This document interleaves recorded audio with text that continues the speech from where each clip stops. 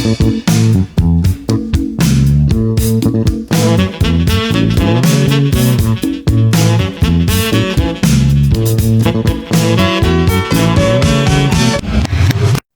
went off there. Yeah, and then I come back on. It does that. Oh, here we go. It's JR back again, but this time not with Dr. Robert. This time I've got two other members of the gang. I've got Tony and Mick. So Tony, drummer, Mick, bass player, two of the fundamental, maybe not quite founder members of the Blow Monkeys. We'll get into that. But we're here, instead of Dr. Robert talking about his life with you guys and making records for you guys. You know all that, yeah. Exactly. It's all lies. So, well, now it's time then. Well, I'm going to start here then, because I think one of the great things about people being in a band is everybody gets a different perspective on what you do. Everybody has different memories, if they've got any memories at all. Men in their 60s, by the way, so bear with us. Well, what I want to ask then is so that I can get sort of basically three different stories of how you all came together in the first place, because kind of we've heard Robert's. So I guess I'm going to start with Mick, because Mick, you were first. But do you remember how you came to be in the Blow Monkeys? Yes, I was an unemployed lift engineer. I was going up in the world or going down. But no, basically, so I answered an advert because I was looking around for work at the time. This is pre-Tony. Tony doesn't come into the equation for some little while, really. Yeah. But Jackson's Lane Community Centre in Highgate was where I went to an audition, and young Neville, the sax player, and a different chap, Graham, who was the original singer of the band. I went along to this audition. They had no drummer. And I seem to recall Robert, I sort of walked in. Robert had already got the gig by the looks of things because he was there. Right. So I think he'd come in as the guitar player at the time. And I can just remember walking into this quite chasmic church hall, and there was radiators sprinkled around the hall to sort of keep it a bit warm. And Robert was sort of one hand on his hip, looking down his guitar at me as I walked in the door, sizing up already. Yeah. And you know, I wasn't that hopeful that we were all going to hit it off, but there was a certain sort of chemistry already forming. Wasn't the influences Roxy Music? Yeah, I mean the influences on the ad said Psychedelic Furs, Brian Ferry, and what did you just say? Roxy Music, yeah. And a bit of Bowie. And so I was intrigued because they were all things I quite liked. But anyway, I ended up getting the gig, and I think the reason that Robert tells me to this day that the reason that I got the gig above some of the other players was that I did a little bit of slap and tickle, which from the thumb and funky bit going on. It wasn't much, but it was enough to secure me some originality at the time, I think. Oh, and I think as well, if you can do slap bass, then that kind of suggests that your regular bass is going to be just slightly a cut above because you know how to work that guitar, right? Possibly. What, had you been playing for long? I think I started playing sort of very late 70s, so not that long when you consider this was 1981. Yeah. Well, and already by the time of Limping for a Generation, your bass player you must have been accelerating your capabilities, yeah. That was through a friend. This is before Tony joined the band, but this is through a mutual friend that we had, a guy called Wally, who was a fretless bass player, and I sort of I got interested in fretless as well. So that's why that first album was very sort of fretless orientated, unlike Animal Magic, which is what we're talking about today. Well, yeah. Well, we can talk about it all, really, if we want to. Tony, then, how did you come to be in the Blow Monkeys? Because they did have a different drummer very briefly at the start, didn't they? It's a kind of a weird schismic, really, I guess, because I went to see the band before they were signed. They were just a band because I was in a band called Any Anxious Colour. Yep. And the singer in the band was best friend was Gus Angus, who was the original drummer in the Blow Monkeys. So we went to see the band, and it was being filmed. It was at the Moonlight. Oh, crikey, yeah, West Hampstead, yeah. Yeah, it was the Moonlight Club. So this would have been 82, 83, early 83 maybe. And I watched the band being filmed by a Japanese film crew. It was a rather bizarre thing. Watched the band, thought they were terrible. So it was all the drummer's fault, obviously. just remember watching them. Then by chance, I was working in a music shop at the same time. In Kilburn, called Blanks. And Mick came in the shop to buy something. We got chatting. Mick had a fretless bass, which was really unusual at the time, wall fretless bass. And there was some marks on the neck. And I said, oh, my mate Wally's an expert. Come around and meet him. So we'd met through that. And Wally ended up helping you with your playing and stuff. But at the same time, I was doing quite a bit of session work. And I used to play in a studio in Wapping. I can't remember what the studio was called. Elephant? Was it the Elephant Studio? So I was recording in there, I could read drum music, so just doing jingles and stuff. Wow.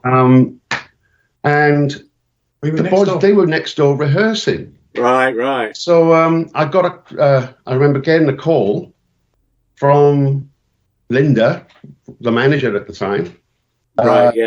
Saying, look, because you went in and asked him, do you know any drummers who can play the brushes? I was playing a lot of jazz at the time. Right. And my name was put forward. Yeah. So it was like I said, there's so many things came together. So Linda phoned me up and said, would I be interested in joining the band? I said, no, thank you. I'd seen the band. I thought you were terrible. And she phoned a few times. And then Robert phoned up and spoke to me. And he said, look, just come down. We're auditioning for London Records. Tracy Bennett at London Records. And RCA. Yeah. So I went down to a quick rehearsal, and then we did the auditions. And it just seems to have clicked, right? Well, it just came out of nowhere. I can remember the chat we had after you left, and Robert's turned around to Nev and I and said, "What do you think? What do you think regarding Tony?" And the thing that swung it for me was we had a song which required a sort of a press roll, like on a snare, a sustain. Right. Yeah. And you did that perfectly and came out of it bang on time. And I go, I've never played with a drummer that did it that way. And so for my part, that you'd already got the gig, man. Yeah. When it comes to music, I've got this theory that everybody plays with a slightly different rhythm. Not in their head, but somewhere in their body, a physical thing. We call it feel. We call it feel. Yeah, exactly. But I think the great thing about the Blow Monkeys, and to be fair, Crispin's got it too. I think he fits in perfectly after you leave, but that's way in the future. I think you've all sort of played with that same feel that I think if any one of you were to, and I've heard, the first single that they did before Tony came aboard, and that it just doesn't sound right because it doesn't have that sort of rhythm that you pick up on Limping for a Generation and from then forwards. And I don't know, it feels to me like the sort of perfect four guys found each other to sort of come out with this stuff. Yeah, because there's a lot of things pushed us together, that like the universe got involved and pushed us together for some reason, because I had no interest in the type of music that the band went on to play at the time. And I'll come on to something about when we talk about Robert. Yeah. It is, he was able to bring out something in my playing that nobody else wanted, really, which was kind of a explosive, experimental, balls out, go for it sort of thing, that most people just wanted me to play really tight and play on the click track and stuff. So it was it was Robert who brought that out on me, definitely, and got influenced certainly on. And you both enjoyed fighting. Do you mean actual boxing, though? Is that what you're talking about? Yeah. Not other people. Yeah. No. Yeah, we did have a few scuffles. But also, we stood up for ourselves. We wouldn't take any... Yeah. Are we allowed to use any sort of language on this? You can say what you like. Okay, no, we didn't take any shit. So basically, if there was ever a situation in the early years where we had to confront promoters or other musicians that were being stroppy, we would send in Tony, Robert as well, and Linda. Wow. So, but Tony, and I didn't realise this, clearly you're Welsh. Yes. So obviously he brings the boy from the valleys, right? Not exactly. I'm from Swansea, so fair enough. Not even close to the valleys. There you go. Yeah. So, okay, but yeah, what you say about the drums, I think that's really sort of in evidence. I mean, across sort of, I guess, all 5 albums, but particularly on those first 2, that all sorts of influences are coming in. And although the records lean in a certain direction, and I think this is, I mean, the bass playing that you're talking about, fretless bass playing in a sort of pop band, for want of a better expression, but I guess that's the broad banner of what you were doing, a sort of pop stroke rock band, to do fretless bass and then drums, like you say, and then for Robert to come in, and then you've got a saxophonist as well. There was nothing else quite like it at the time. Absolutely. So we'll talk about Robert and your relationships and stuff in a minute. Let's talk a bit about Animal Magic first, because I guess that's kind of sort of what's brought us together here in the first place. You've done Limping. That's been released. There's been 4 singles off it.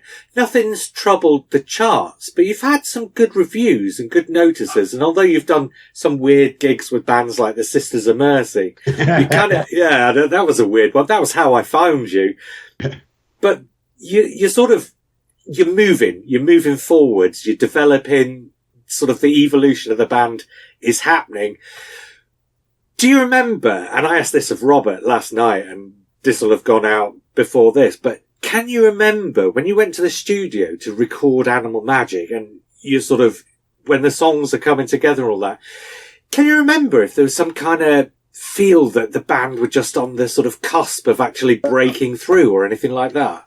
It was pretty much a transition because we'd been gigging and touring quite a bit before that, and we were already doing songs that ended up on Animal Magic. Yeah. So the transition felt very slow until Digging Your Scene. Right. And in fact, Tony was just saying, we were just having a chat about it before we came on air. So I listened to the album today for the first time. I can't remember the last time. And I'm in the studio now and I played it through the monitors. And it just made me smile. So I'd forgotten how much fun is on that album, and it comes across with us with the way we play. Yeah, there's a joy. I'd forgotten. I mean, it was on the first album because we'd had the orchestra, but on Animal Magic by then we had Sylvia Mason James come in, sing backing vocals for us, and that was a big step, because she brought real quality and class and great fun. She really got stuck in, bunch of blokes in the studio. She put us all in our place by, just saying, no, this is what we're doing. And the brass section, meeting Joe Brown, who was a kind of a childhood hero of mine, playing slide guitar. Eka Mouse. Eka Mouse. Yeah. We had a feeling something was building. And then once we'd finished the album, or we'd almost finished the album, and I got a call on a Sunday night from Robert, because we used to live quite close together. I was in Clapham, he was in Brixton. He said, I've written a new song, come down and I'll play it to you. And he just got himself an effects box, like effects pedals, multi-effects, and he gave me a tape and said, this is it. And I put it on in the car on the way home, and I thought, oh my God, that's our first hit. And it was just Robert on his own with a little drum machine and Digging Your Scene was there, and he had this weird, it's kind of the chords, it's everything in the chorus, and I thought, oh, okay. So we went in, and that was one of the last songs we recorded. It was, yeah. Yeah. And it was quite a difficult song to record. But we got through it. So the song was finished, and was on the album.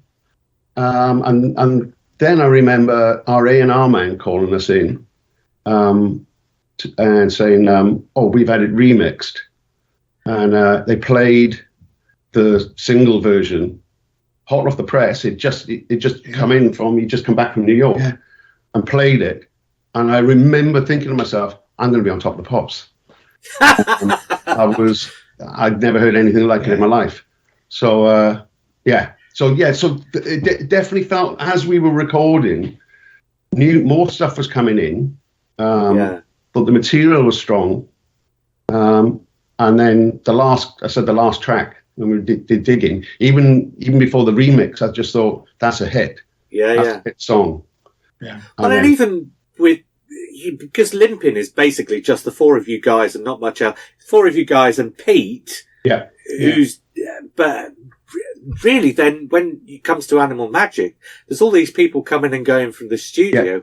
It must have felt like you'd really moved into an entirely different place. Yeah, definitely. That's what I'm saying. It wasn't.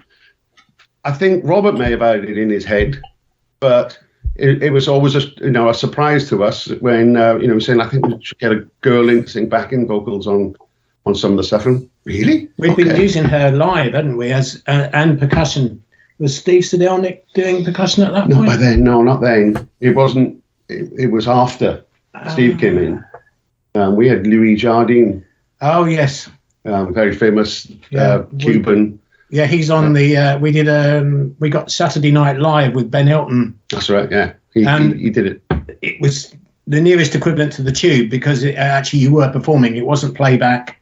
You actually were playing, and I have very fond memories of doing that. In fact, we met our road crew then, didn't we? Stuart, who later became our main roadie. So I mean that was exciting times. Louis Jardine, I think he was organised by the record company, wasn't he? Yeah.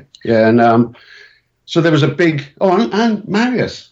Marius DeFees. Yeah, Marius comes. Who went on to... Well, nobody's heard of him, right? Yeah. So, his first gig was with us. So, you're right. We could... I don't think when we first came in, because we demoed every song pretty much, other than Digging. And also we gigged them in. Yeah. So... But it was the expansive sound in the production that kind of suggested to me that, hang on, something's building here. We might be going somewhere different. I've said this to Robert, but I think that's one of the all-time great albums, frankly. And I think it deserves back to it. I mean, I kind of dismissed it, as I was still relatively young, but I'm genuinely proud of it. Yeah. So the other thing that happened as well, wasn't it? Was Forbidden Fruit. That started. Yeah, that was causing some ripples. That was the single before Digging. Yeah, that was happening in America. That was we got some college radio and university radio was picking up on that. So again, that's exciting. And we went. Do you know? I forgot to ask Robert about this last night, but at some point in '85, so presumably between Forbidden Fruit and Digging Your Scene, at some point in '85, in America, they released a 12-inch of Sweet Murder, which never... So really? So when Mick turned up, we were trying to remember, what exactly we were playing Walking the Blue Beat and saying, what was that on? I think it was a B-side on something. So and so we said, we better see what they've put out. And there's a new album. There's a deluxe version of the album. 4 CD, we were listening to things that we've never heard. There's four sides to it. Yeah. All sorts of remixes. There's an Eka Mouse mix or something. Oh, yeah. The Eka Mouse one of Sweet Murder. Yeah. Yeah. Never heard. Well, one of them, I never heard that. There's a remix of Digging by Phil Harding. Never heard that. That was the mid-'80s, wasn't it? And they just record companies were going wild for putting out as much stuff as they could. Yeah. And in America too. Yeah, there was, because I did some research before the album came out and tried to find a few things. And yeah, there was remixes going out in America that never got released over here in the UK. Yeah. You can get them now, of course, thanks to eBay, but back in the day, I can see why you'd never have heard it. You wouldn't even know it was happening, would you? No, because, I mean, the American thing came as a bit of a shock to us because we didn't even realise that they'd be releasing stuff. I can remember with Digging, when that came out, we were getting airplay. We were picking up airplay on Radio 1. And in fact, I remember being in traffic at one point, stopping my car just to listen to it because I couldn't quite believe it was on the radio. But the big thing that catapulted us up the charts was was doing Terry Wogan. And it was that little bit of luck. Yeah, because somebody pulled out. Somebody pulled out of the show and they said, would your band I think they said to our management at the time, would your band like to do Terry Wogan? And it was when he was doing Mondays, Wednesdays and Fridays, I think. Yeah. And it was millions of viewers and stuff. And there was a monkey on the guy doing a monkey. there was an actual, somebody unrelated to us that took a chimp or something. He was playing a chimp, wasn't he was in some sort of film. And right. Oh yes, that's right. Yeah, and so he jumps all over the furniture. Yeah. But the week after we were on that's karma, isn't it? That's kind of just I said there's so many things that that it's like the universe got involved and made things happen. Sometimes it does, and sometimes it doesn't. I can remember going through the rest of the 80s, and I guess 3 top 10, no, maybe even just 2 top 10 hits I think you had. But I can remember singles coming out and I was thinking, why is this not doing better than it is? Robert didn't like very much Don't Be Scared of Me because he didn't think he'd captured what that song was. But I can remember when that single came out thinking, this is going to be another top 10 hit. Yeah. And there it was. It gets to like 63 or something. It's weird how the world works, isn't it? I think it was so revolved around radio play. Yeah. At the time, and like you say, things like Wogan. Yes. But by then, the press were having less of an influence over what people were listening to. The early 80s was all still about the enemy, and that was kind of starting to wane by then. In the influence of what was being played on. It was making the charts. It became all about getting on top of the pops. That was the big one, wasn't it? Yeah, top of the pops. There was no real social media at that point. No. I didn't even have a mobile phone. I don't think I did. They were the size of bricks then. Those great big bricks. Yeah. Sex carried about. I mean, so there was. I remember our manager had one. Steve Cutner. Yeah. Flash kit. Flash kit. Flash kit, I meant to say. So, and then, of course, you do go to America and you do some big gigs. You finish up with the one that MTV filmed at the Ritz. And that's a big gig. That must have been so weird for you to do things like that so soon after you'd sort of been playing much smaller places very short time before, really. Well, the first gig we did was Red Rock. We flew into Denver and did Red Rock with Robert Palmer. That's right, yeah. Must have been 12,000 people there. So that was a big sort of step up again. But did it freak you out playing to like 12,000 people, or can you remember?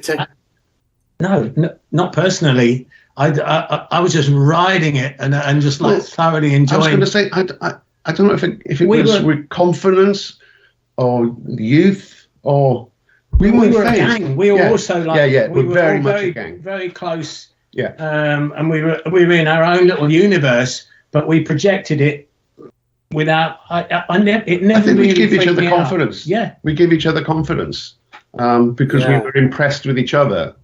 Thought, well, even if I have a bad one, Mick's going to have a great one. Yeah. Or if Nev's not on it, Robert will pull us out. I think we all believed in each other.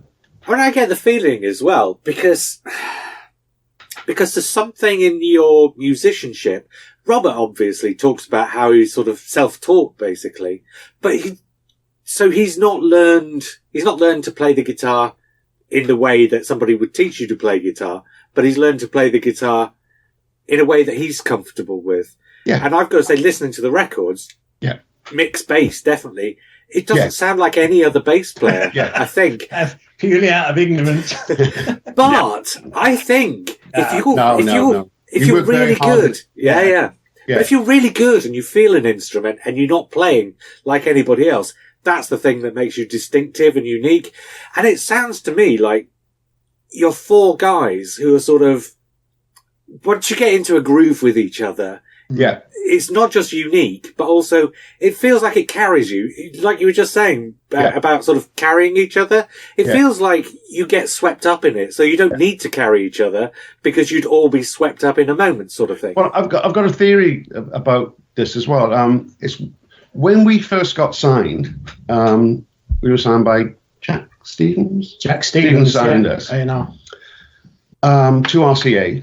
He left. I think Robert talked about this. Yeah. So they didn't really. So they had no idea. They didn't really know what to do with us. So they put us in a rehearsal room in Nomis, in the most clinical studio in London. But we were there for months, and Robert rewrote the album. So we were there so long, it changed. Everything changed. But we were there every day, 8 hours a day, and we slogged through everything. We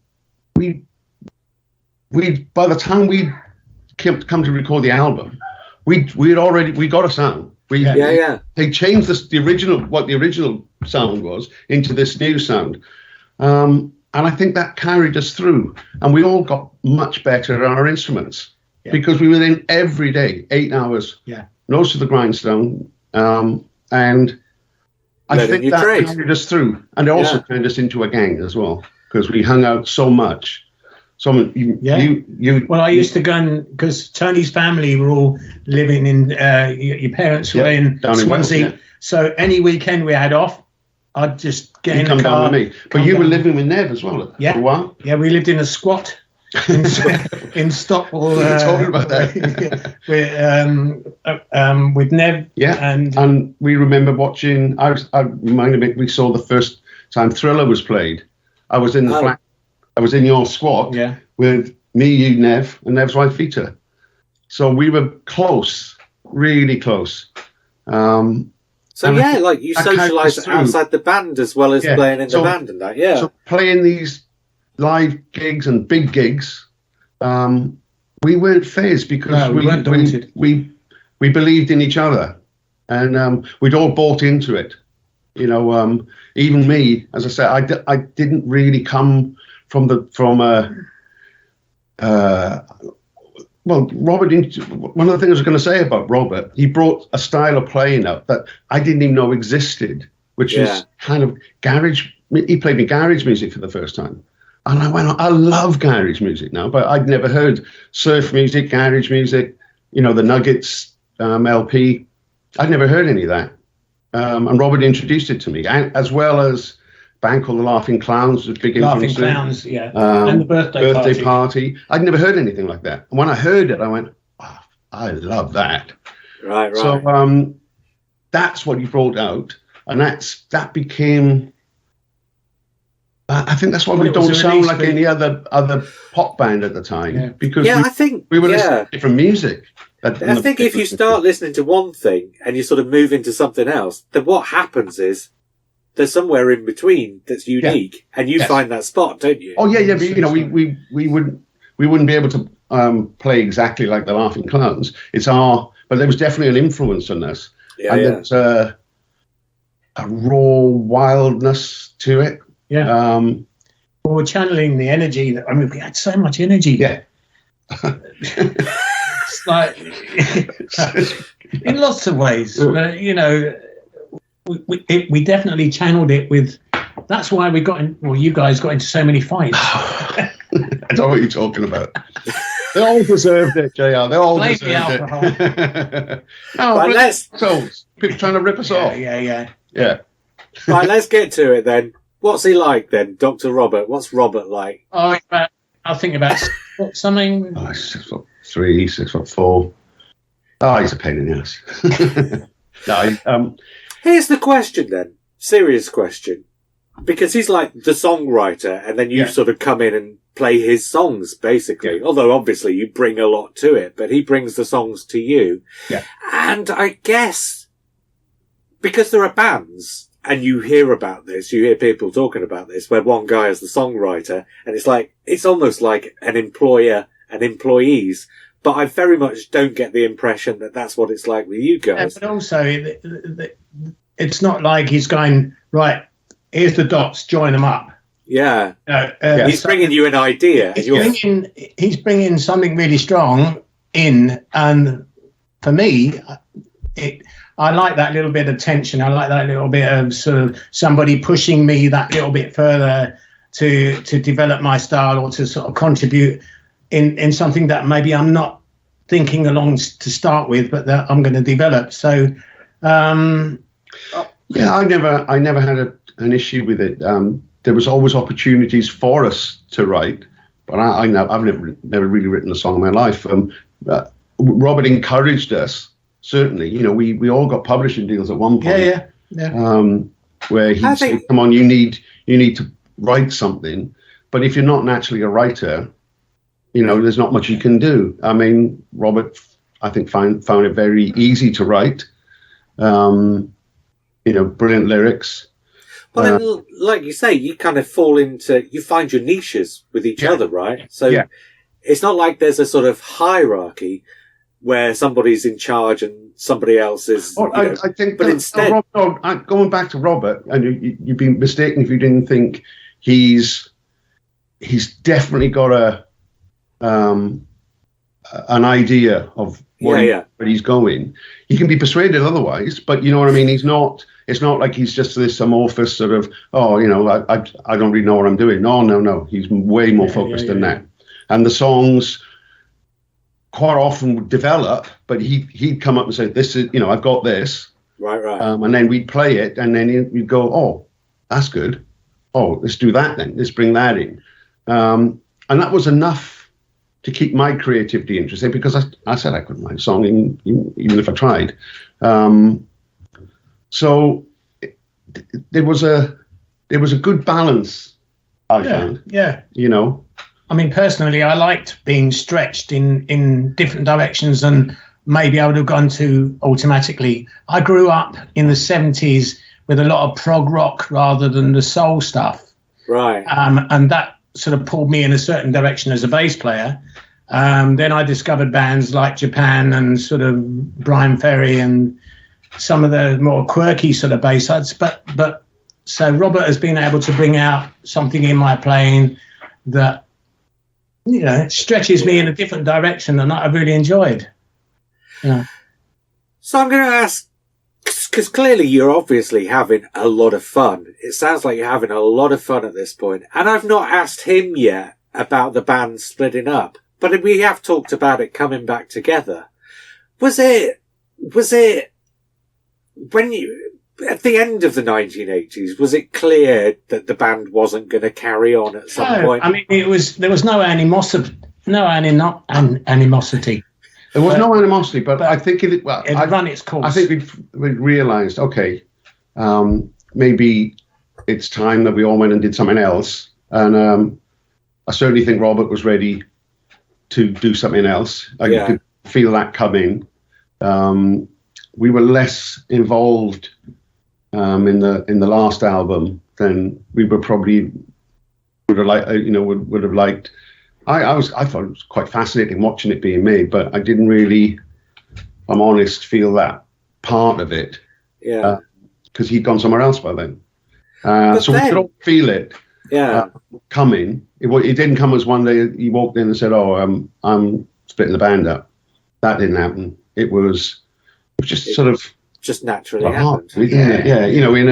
And not with no animosity. Me and Mick were really close friends. Yeah. And we did try some writing together. Yeah. So we had other plans. I think I was definitely looking to move into session work because I enjoyed being in the studio. Right. Yeah. And so there was It was a funny time, wasn't it? It was. It was on my birthday. It's the only time we kind of. I think it's the day it was announced. Considering we were so close and we spent so much time together, and I was telling Mick, the band finished. What was it? 30 odd years ago, and I've done so much since. Yeah. But every time I dream about playing, I'm in the Blow Monkeys. Right. And it's so long ago, and it wasn't even that long. But it's always we were back together again for longer than we were the first time. Yeah. It's a yeah. Well, this is it. It wasn't a it didn't come as a shock. I think we'd all felt it, and we were all ready to go. I think in the 80s, there's a case to be made for the fact that music was moving on from bands. Yeah. At that particular point, sort of 88, 89. Yeah. And then sort of bands came back to being a thing in the early 90s, by which time that had sort of passed. But then, I don't think we would have fitted into any of those sort of Britpop kind of things. No. There was the Run DMC thing as well and all that. Yeah, so I think we'll be more connected to that. The sort of, we evolved from a garage band into a funky, dancey kind of band. And I think that what came next in the 90s, we wouldn't have fitted there at all. So it was time to... Yeah, but then, by the sort of mid-noughties, by about 2005, 6, 7, when... Because after about the end of the 1990s and Britpop, music kind of fractures, I think. Yeah. And then you can do all sorts of different things and you don't need to. I mean, this is just my impression and maybe it's an age thing, but it feels like you don't need to fit in anymore. And then you get back together because you're all older, your families have grown up and all this kind of stuff. When you got back together, what was that like? I can't, it was absolutely bizarre. Our first rehearsal back was like nothing had changed. It was we were playing some of it from memory, just the way we played it before. I can't believe how easy and how comfortable it felt to be. I think we were all looking at each other. I know it sounds like a cliche. We were all looking at each other, going, "Oh my God, this is great fun!" Yeah. It was so easy, and it brought I think I was worried when we started doing gigs with. I think the first gig we did once we got back together again was that a Retrofest up in Scotland, one of those festivals, and I was just really, really nervous about it, thinking, are we going to be able to do this as four guys on stage? And that was the answer. It was like straight away. Yeah, we were. Well, I was confident because what we'd done in the rehearsal room, I was absolutely stunned. I wasn't expecting that. I thought it's, four old farts. What's it going to sound like? And it was magical. Yeah. I thought we sounded better. I thought it was even better than we did in the 80s. It was just like putting on a pair of old slippers. I know it's a cliche, but it's exactly what it was.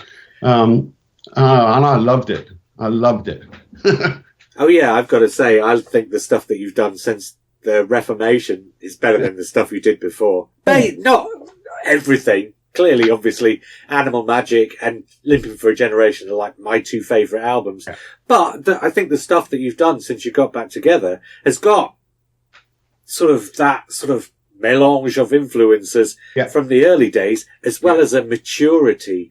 Yeah. I love it. Devil's Tavern is a great album.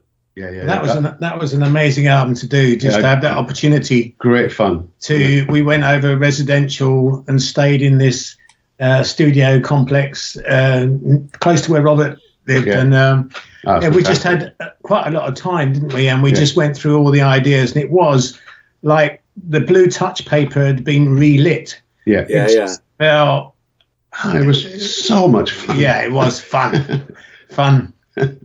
Actually, one thing's become clear from this conversation, and it's a word that keeps coming up time after time. You had a lot of fun in this band over the years, right?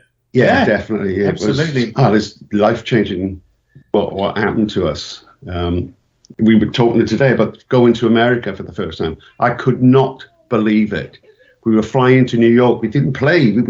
We did a session, a photo shoot for a fashion company, wasn't it? Wearing their no, it was.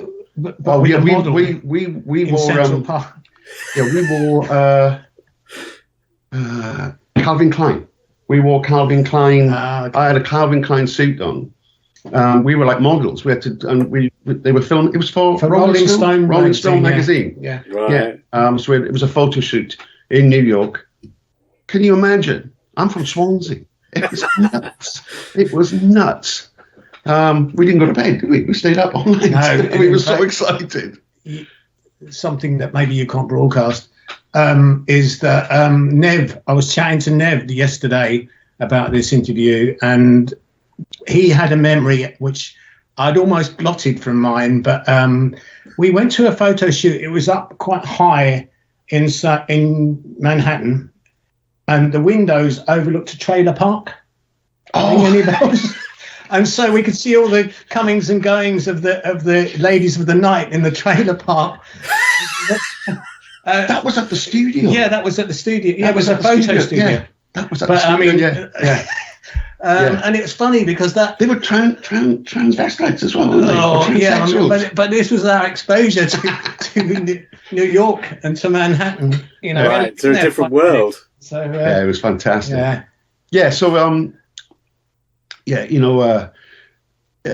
a life-changing experience, and the amount of great times that we had. Yeah. Going to France. Remember we were always in France. When I was in Paris. It's always fun in Paris. And it's all on the record company. Yeah. Yeah. Champagne. Yeah. Until we realised it was going it was all going on our bill, but yeah. Get it, guys.